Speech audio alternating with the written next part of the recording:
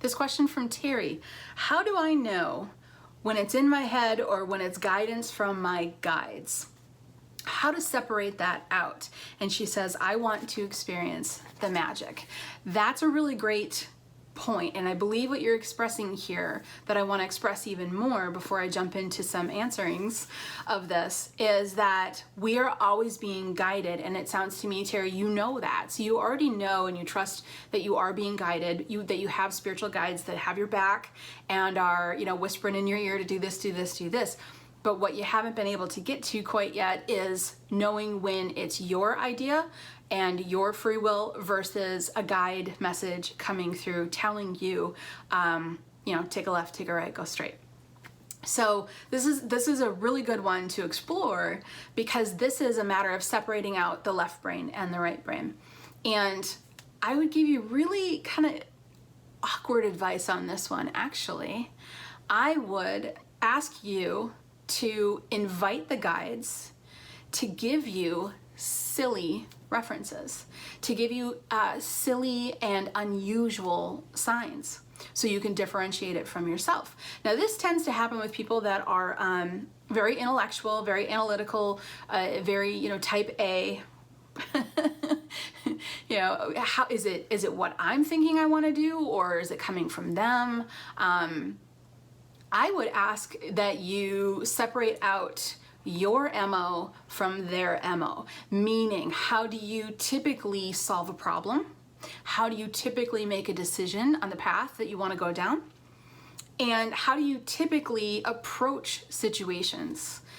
Keep that. That's how you do it. Ask your guides to present in a different format.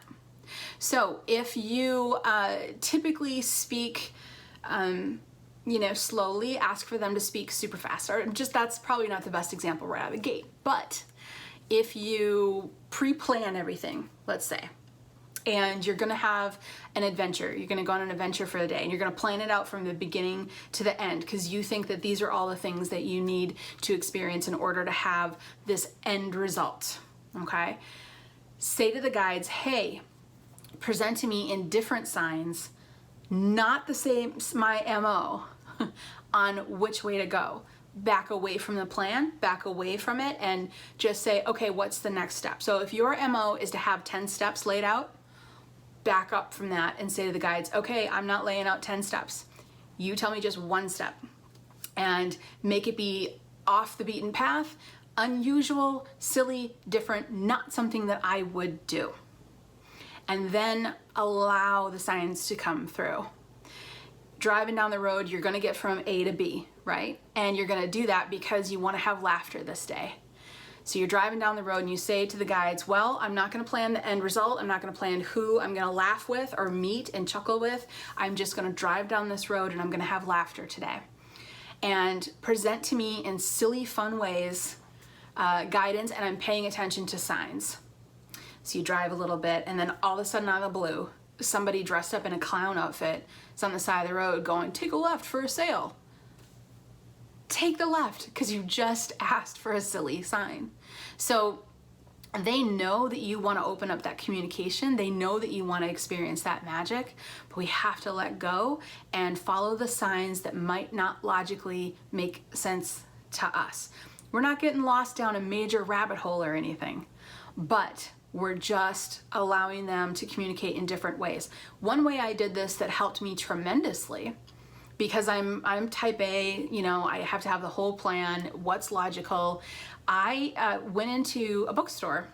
I was trying to increase my communication with my guides. I had some questions on the direction of where I wanted to go. I knew I was moving out of the house. I just didn't know what I wanted to do.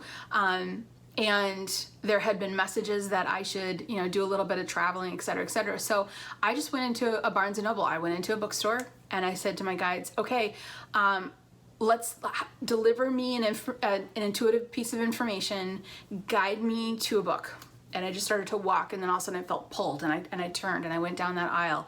Sometimes I had to go up and down the aisle a couple of times because I would get in my own way. It was very new, very open, very newly open. And then I would feel pulled to a book, and then I would just reach out and, looks great, and Barnes & Noble going, to the bookshelf, right? But that's what I did. And when I got the book, I pulled it out and I just opened it to the first one I saw and read the first sentence I could read. And that was the message. And it was so much fun because all of a sudden it was like, whoa, that's really cool. The first sentence was something like, you know, and then the doctor, you know, gave up, you know, his practice and he moved to the Caribbean and he decided to live upon a boat for whatever. And I'll never forget that one. That one was really cool. I was like, sweet. Not only am I traveling, but I'm gonna go out on a boat in the Caribbean. And then I put the book back and said, okay, give me some guidance on timelines with this. And so then again, walked through the store, felt the pull, walked over here, felt another pull, grabbed a book, opened it up. So I literally used a Barnes & Noble as a tool to develop my guide communication. Because here's the key when it comes to guide communication. You have to let go of how it's going to come through. You have to let go of, you know, what information you're going to get from them. You just have to release and allow and say, okay, I'm dedicating this time to receiving your guidance. And sometimes you need to sit still and wait for that to come through, wait for an image to pop in, etc., and be at peace. Because if you are a go-getter, if you're a doer, if you're a type A, if you're getting it done, if you have a hard time sitting still, that's going to get in the way of guide communication. And it's not your fault. I mean, that's an awesome way to be wired. The doers in this world are awesome.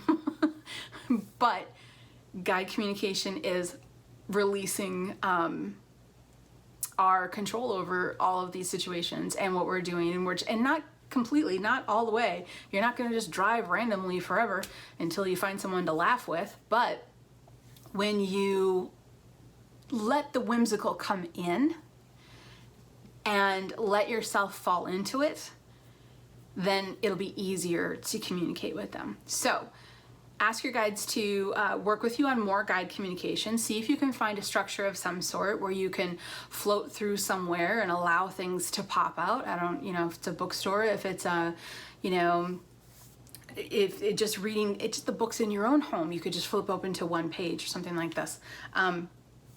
Oracle cards, tarot cards, different things, and work with them in the moment, saying, okay, we're working on this together right now, and I'm going to stay open to it, and ask them to deliver information in a way that you would not.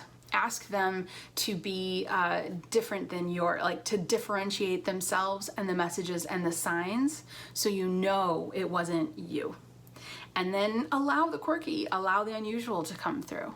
So just keep working on it. Guide communication is not something that happens overnight for a lot of us. For some people it does, but for the majority of us, you have to be on the team, stay in the regular, you know, keep communicating with them on a regular basis, and be consistent and be an active part of the team. But ask them, say, hey, this is my quirk. This is where I'm struggling a little bit. I can't tell if it's you telling me or me telling me. This is my MO. Could you tell me in a different way? So, great question, Terry. Thank you so much for asking it. I really appreciate it.